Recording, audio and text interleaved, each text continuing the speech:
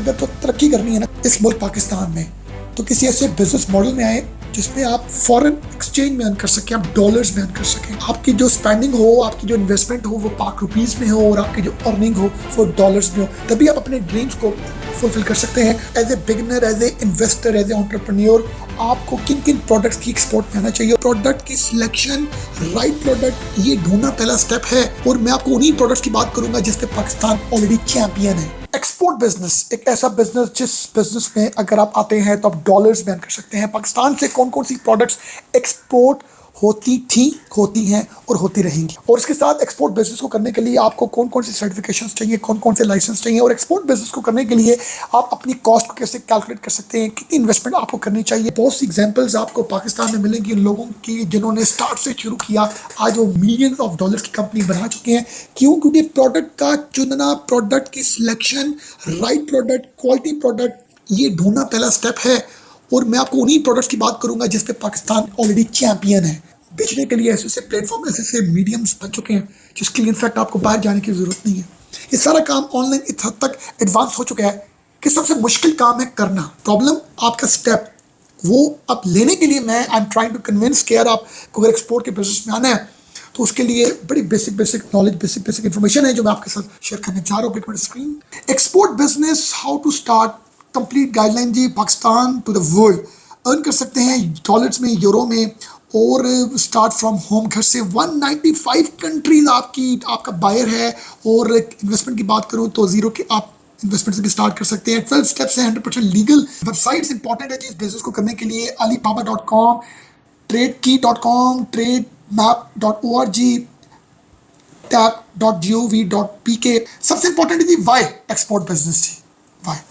उसकी वजह ये है कि आप डॉलर्स में अर्न कर रहे हैं, आप यूरोज में अर्न कर सकते हैं, पाउंड्स में अर्न कर सकते हैं, आप फॉरेन करेंसी में कर सकते हैं। इससे बड़ी मेरे पास ये रीज़न आपको जस्टिफाई करने के लिए नहीं है। वाई हम बिजनेस तो करना चाहते हैं, एक्सपोर्ट भी करना चाहते हैं, कौन सी प्रोडक्ट की करें, प्रोडक्ट ठीक हो, हेल्थ हो, क्वालिटी, ये बहुत बड़ा चैलेंजिंग एक आप लोगों के लिए एक पॉइंट ऑफ डिसीजन मेकिंग बनता है। बट मैं आपको बताऊंगा अपने कंप्यूटर स्क्रीन की तरफ आप देख सकते हैं कि अगर आप सिलेक्ट द राइट प्रोडक्ट कौन सी है, एग्रीकल्चर। आप एग्रीकल्चर में अगर आते हैं तो मैंगो, किन्नूज, डेट्स, हनी, स्पाइसेस, ये एग्रीकल्चर में अगर आप एक्सपोर्ट में आना चाहते हैं तो ये बेस्ट आपके लिए है। और लेदर गुड्स में आना चाहते हैं तो bags, jackets, shoes, belts, handcraft में आना चाहते हैं तो ceramic, would work, home decor, textile में आना चाहते हैं तो readymade garments, fabric, linen, sports में आना चाहते हैं तो cricket bats, balls, gloves, gears, organic products में आना चाहते हैं तो इसके साथ सॉसेस, ऑर्गेनिक आइटम्स, ये वो आपके साथ मैंने सिलेक्ट द राइट प्रोडक्ट्स जो पाकिस्तान से ऑलरेडी एक्सपोर्ट्स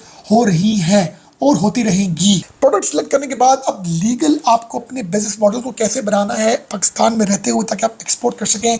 जैसे कि आप अपनी स्क्रीन में देख रहे हैं, लीगल कंप्लाइंस क्या जी। सबसे पहले आपके लिए ज़रूरी है कि आप रजिस्टर करें अपनी कंपनी को as a sole proprietor, as a private limited. उसके लिए secp.gov.pk की वेबसाइट पर जाके आप अपनी कंपनी के पहले रजिस्ट्रेशन करें, ये ज़रूरी है, रिक्वायर्ड है। फिर NTN हासिल करें, गेट नेशनल टैक्स नंबर, उसकी भी वेबसाइट fbr.gov.pk, और इसकी ऐप है जी FBR-IRIS, ये भी रिक्वायर्ड है। फिर सेल टैक्स, ये इफ़ नीडेड, सेल टैक्स आपके लिए लाजम नहीं है बट आप अगर ज़रूरी है आपके लिए तो फिर आप रजिस्टर करें। इफ़ एनुअल टर्नओवर क्वालिफाइज, उसके लिए आपका स्पेसिफिक टर्नओवर होगा तो ही आप सेल टैक्स में अपने आप को रजिस्टर कर सकेंगे। उसके बाद ये रिक्वायरमेंट कौन सी ज़रूरी है, ERN फ्रॉम टैट, TDAP, टैट से आपने जो है वो ERN नंबर लेना है, export registration number for customs के लिए। कस्टम से मुराद आपकी शिपमेंट के लिए आपके पास जो ये नंबर है वो होना ज़रूरी है। इसकी वेबसाइट tdap.gov.pk से आप ले सकते हैं। फिर सबसे इंपॉर्टेंट है जी बैंक, बिजनेस बैंक अकाउंट। आपके पास बिजनेस बैंक अकाउंट का होना ज़रूरी है, USD में हो, यूरो में हो, और अकाउंट फॉर फॉरेन पेमेंट्स के लिए। और स्टेट बैंक ऑफ पाकिस्तान से जो है वो उसकी आपको अप्रूव बैंक चाहिए, वहाँ से आप देख सकते हैं। इसके बाद जो बड़ी एक मैं समझता हूँ चैलेंजिंग चीज़ है प्राइसिंग की। प्राइसिंग आपने कैसे सेट करनी है। पाकिस्तान में प्राइस और है, बाहर और है। आप बाहर गए नहीं हुए, आपको बाहर का आइडिया नहीं है, तो इसकी प्राइसिंग को सेट करना is one of the main difficult task जो मैं आपको अपनी स्क्रीन में आपको शो हो रहा है। प्राइसिंग के हवाले से जी आप देख सकते हैं, pricing and shipping, choose your pricing terms. आपको सबसे पहले जो है वो जिसको हम बोलते हैं एक्स वर्क प्राइस की कैलकुलेशन करनी है, फिर FOB और फिर CIF। सबसे पहले जो EXW है जिसको हम एक्स वर्क बोलते हैं, इससे मुराद ये बायर पेज एवरीथिंग। जो बायर जिसको आप एक्सपोर्ट कर रहे हैं वो सब चीज़ें पे करेगा, shipping, taxes, customs. You just give product at your place. आप उसको प्रोडक्ट देंगे, ठीक है, उसके बाद उसके उसी काम है शिपिंग, टैक्सेस और कस्टम्स को देखना। और इसके साथ फिर आती है FOB, फ्री ऑन बोर्ड। इससे मुराद है you pay to send the goods to the port. आप स्पेंड करेंगे पोर्ट तक चीज़ों को भिजवाने के हवाले से, सारा कुछ आप पे करेंगे। बायर जो होगा वो पे करेगा for shipping and import charges. उसके बाद है जी you deliver to the port, then buyer take care of the rest. Buyer का काम है पोर्ट पे पहुंचने के बाद चीज़ों की सब चीज़ों को लुक आफ्टर करना। फिर है जी जिसको बोलते हैं CIF, cost, insurance and freight. इससे मुराद है you pay all cost including shipping, insurance to the buyer port. Buyer के पोर्ट तक, बायर के पोर्ट तक मीन्स कि आपने पाकिस्तान से अगर यूई प्रोडक्ट भिजवानी है तो अगर आपकी अंडरस्टैंडिंग हुई है CIF के अकॉर्डिंगली तो फिर आपने all cost including shipping, insurance pay करनी है। इसको अगर मैं एक्सप्लेन करूँ, you handle shipping and insurance, buyer only receive at port. ये जो आपको स्क्रीन में 3 तरह की ऑप्शन नजर आ रही हैं, ये डिपेंड करता है कि आपके बायर के साथ क्या आपकी x price, x work settle हुई है, या आपके बायर के साथ FOB प्राइस सेट हुई है, या CIF हुई है। ये तीनों में से किसी एक के ऊपर आपकी जब बायर के साथ अंडरस्टैंडिंग होगी तो फिर ही आप अपनी कॉस्टिंग निकाल सकते हैं। एक बड़ी इंटरेस्टिंग चीज़ एक्सपोर्ट को लेकर मैं बताऊं तो इसमें जो प्रोडक्ट कॉस्ट है वो आपकी, अगर फॉर एग्जांपल 10,000 है, मैं प्रोडक्ट कॉस्ट की बात कर रहा हूँ, तो उसकी जो शिपमेंट कॉस्ट है, कस्टम ड्यूटीज़ हैं, वो भी इतनी ज़्यादा होती हैं कि आपकी कॉस्ट, जो प्रोडक्शन कॉस्ट या आपकी जो प्रोडक्ट कॉस्ट से ज़्यादा आपकी दूसरी कॉस्ट लगती है, जो मैं आपको एक्सप्लेन करूंगा उसको किस तरीके से कैलकुलेट करना है। प्राइसिंग एंड शिपिंग को मैंने ऑलरेडी एक्सप्लेन किया। अब मैं बात करूं कॉस्ट कैलकुलेशन ब्रेक डाउन। ये आपको डिस्प्ले में शो है जी। जो प्रोडक्ट कॉस्ट है वो अराउंड 20% होती है, बेस मैन्युफैक्चरिंग कॉस्ट जिसको बोलते हैं या प्रोडक्ट कॉस्ट बोलते हैं। और इसके अलावा अराउंड 12% आपकी पैकेजिंग एंड लेबलिंग कॉस्ट होती है। फिर फ्रेट कॉस्ट या शिपिंग कॉस्ट अगर आप थ्रू सी भिजवा रहे हैं, ए भिजवा रहे हैं, ये भी अराउंड 30% आपकी कॉस्ट लगती है। और इसके साथ कस्टम्स कॉस्ट की बात करूं, जो ड्यूटीज आपने गवर्नमेंट को पे करनी है, वो अराउंड 18% बनती हैं। और एजेंट कमीशन जो क्लियरिंग एजेंट होता है वो भी आपसे 10% अराउंड चार्ज करता है। और प्रॉफिट मार्जिन की बात करूं तो मिनिमम 10% ये मार्जिन होते हैं। तो बड़ी इंटरेस्टिंग सी चीज़ है जी कि आपकी प्रोडक्ट कॉस्ट या मैन्युफैक्चरिंग कॉस्ट 20% है और उसके अलावा आपकी 50 to 60% दूसरी कॉस्ट है। ये कैलकुलेट करना बड़ा ही ज़रूरी है आपके लिए। शिपिंग के हवाले से अगर मैं आपको बताऊं तो आप स्क्रीन में देख रहे हैं शिपिंग ऑप्शंस में एयर फ्रेट, सी फ्रेट, कोरियर, DHL, FedEx। अब ये डिपेंड करता है कि आप किस थ्रू आप इसको आप भिजवा रहे हैं। उसके बाद अगर मैं आपके साथ नेक्स्ट की बात करूं तो पैकेजिंग एंड ब्रांडिंग, ये बहुत कॉस्ट है जो एक्सपोर्ट में लाजम होती है, क्योंकि product protection is very important. Use the proper paddling for fragile items, clear labelling जिसमें weight, MFG date, expiry, barcode होना ज़रूरी है। Country of origin, made in Pakistan, required by the law, जिस भी कंट्री से आप एक्सपोर्ट कर रहे हैं। ब्रांड नेम, लोगो बहुत ही लाजम है। Size, weight information, exact space on every package और eco friendly green packaging, more buyers. तो आपके लिए जब भी एक्सपोर्ट के बिजनेस में आपने आना है तो आपको पैकेजिंग एंड ब्रांडिंग के ऊपर आपको प्रॉपर वर्क करना, प्रॉपर स्पेंडिंग करना आपके लिए लाजम है। इसके बाद जो नेक्स्ट स्टेप आता है जो आपके लिए इंपॉर्टेंट है कि आपने इंटरनेशनल बायर्स कैसे फाइंड आउट करने हैं। उसके लिए बहुत सी तरह की ऑनलाइन डायरेक्टरीज आपको मिल सकती हैं। आपको अलीबाबा और अली एक्सप्रेस और अमेजोन, इनफैक्ट बहुत से ऐसे ट्रेड शोज होते हैं, साइट पे जाकर आप अपनी कंपनी को लिस्ट कर सकते हैं। और बहुत से ऐसे प्लेटफॉर्म्स के थ्रू आपको बायर्स मिल सकते हैं, आप खुद विजिट कर सकते हैं। ये डिपेंड करता है आपके ऊपर कि आप क्या स्पेंडिंग कर सकते हैं।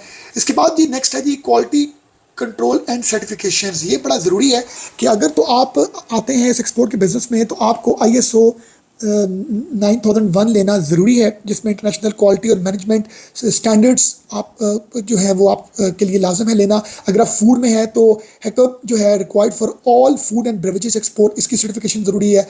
हलाल सर्टिफिकेशन के लिए अगर मुस्लिम मार्केट को करना चाहते हैं तो आपके लिए हलाल सर्टिफिकेशन ज़रूरी है। ऑर्गेनिक में आना चाहते हैं तो फिर जिस तरह के बिजनेस की एक्सपोर्ट में आना चाहते हैं उस तरह की सर्टिफिकेशंस आपको लिए लेना ज़रूरी है। क्यों ज़रूरी है उसको भी मैं बताता हूँ। क्वालिटी कंट्रोल प्रोसेस को चेक करने के लिए inspect raw materials, check quality before production, monitor production, final inspection, packaging QE और प्री शिपिंग चेक, ये बड़े ज़रूरी हैं। अगर आप एक्सपोर्ट के बिजनेस में आते हैं तो आपको इस तरह के जो क्वालिटी कंट्रोल चेक्स करना लाजम है। अब मैं आपको बताऊँगा 12 ऐसे स्टेप्स जो आपकी इसके मेरे स्क्रीन में आपको शो होंगे जो सबसे इंपॉर्टेंट हैं। अगर आप इन 12 स्टेप्स को फॉलो करते हैं तो आप अपने एक्सपोर्ट बिजनेस को एक सक्सेसफुल बिजनेस मॉडल में कन्वर्ट कर सकते हैं। यदि your 12 steps export road map from zero to global business start today. सबसे पहले जी आपने सिलेक्ट प्रोडक्ट करनी है, वो प्रोडक्ट वो हो, अगर आप पाकिस्तान से हैं तो टेक्सटाइल हो गई या लेदर हो गया, स्पोर्ट्स हो गया। नंबर सेकंड है जी स्टडी मार्केट। आपके लिए मार्केट को स्टडी करना ज़रूरी है कि आपने बाइंग कहाँ से करनी है और आपने किस कंट्री में उस प्रोडक्ट की डिमांड ज़्यादा है। फिर नंबर थर्ड स्टेप है आप रजिस्टर्ड करेंगे अपने बिजनेस को पाकिस्तान में या अपने होमलैंड कंट्री में। और फिर फोर्थ स्टेप गेट NTN और ERN नंबर जो आपके लिए जो एक्सपोर्ट के लिए नंबर होना ज़रूरी है। फिर अपना बैंक अकाउंट ओपन करेंगे USD या यूरो फॉरेन पेमेंट्स के लिए। प्राइस योर प्रोडक्ट आप अपनी पूरी कैलकुलेट करेंगे अपनी सारी वो कॉस्ट जो आपके साथ मैंने ऑलरेडी डिस्कस की है, shipping cost, logistics cost, customs cost, product cost, profit cost. और इसके साथ आप क्रिएट करेंगे अपनी पैकेजिंग को प्रॉपर ब्रांडिंग लेबल और डिटेल्स के साथ। फिर चूज़ करेंगे लॉजिस्टिक्स कि आपने उसको फ्रेट फॉरवर्डर आपका कौन होगा, इंश्योरेंस आप कौन कितनी अब करवाएंगे। लिस्ट ऑन प्लेटफॉर्म्स आप अपनी उन प्रोडक्ट को लिस्ट करेंगे अलीबाबा ट्रेड की जैसी साइट्स पर और सेंड करेंगे samples to the buyer. Secure करेंगे अपनी पेमेंट थ्रू LC है, थ्रू बैंक है, किस तरह भी वो आपने खुद सिक्योर करनी है। बैंक को इन्वॉल्व करें, थ्रू LC काम करें। गेट सर्टिफाइड आपके लिए ज़रूरी एक्सपोर्ट के बिजनेस में अगर आप आना चाहते हैं तो आप सर्टिफिकेशन लें। जिस भी तरह की आप प्रोडक्ट में हैं, जिस भी तरह के आप बिजनेस में एक्सपोर्ट की, तो उससे स्पेसिफिक आपके लिए सर्टिफिकेशन का होना ज़रूरी है। क्योंकि अगर आपकी कंपनी आपकी प्रोडक्ट सर्टिफाइड होगी तो उससे एक ट्रस्ट बिल्ट होगा बायर पर। बायर को पता होगा कि ये इस कंपनी के पास सर्टिफिकेशन है, सर्टिफाइड है ISO। तो फिर एक ट्रस्ट जब बनेगा तो ऑब्वियसली आपको बिजनेस मिलेगा।